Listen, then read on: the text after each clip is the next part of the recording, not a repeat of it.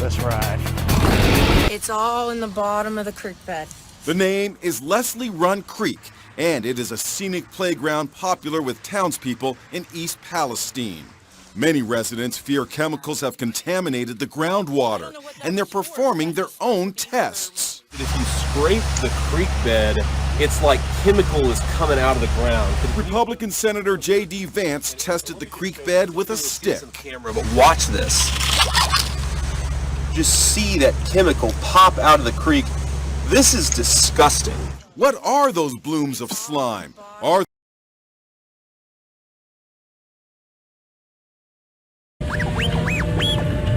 Here we go again.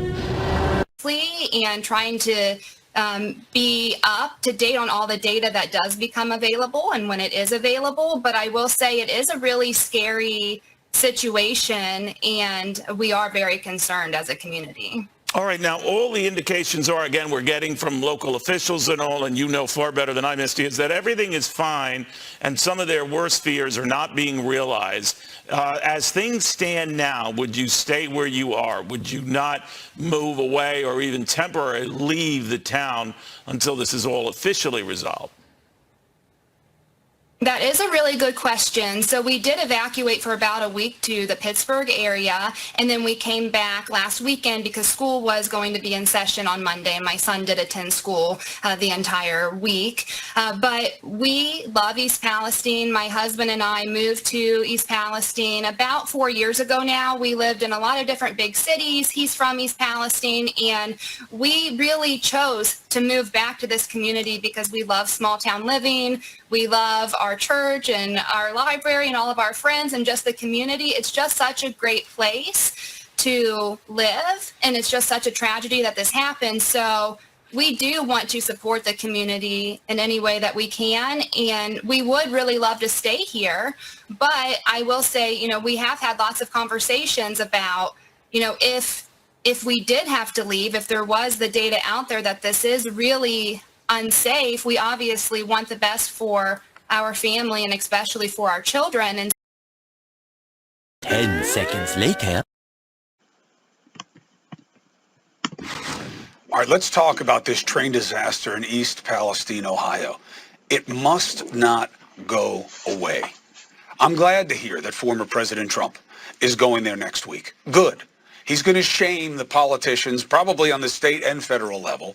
Yeah, it'll mainly be about Joe Biden, but they should have seized the initiative on this. It has been too casual and too slow for too long.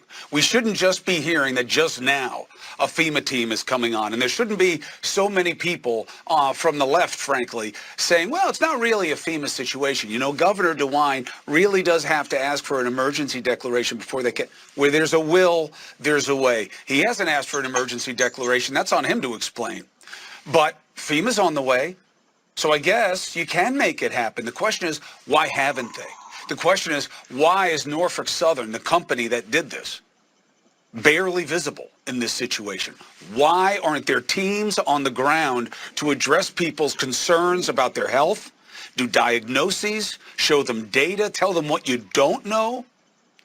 Now, with the train company, I'll tell you why they're not there. It's bad for business.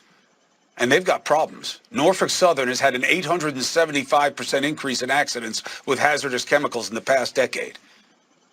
I believe the onus is on them and the government to show us that this is not about profits over people. Because the residents of East Palestine are paying the price, okay? They are not feeling well, and it can't all be viruses, all right? There aren't a lot of viruses that give you flu-like symptoms and eczema. We need to get... This is how legends are born.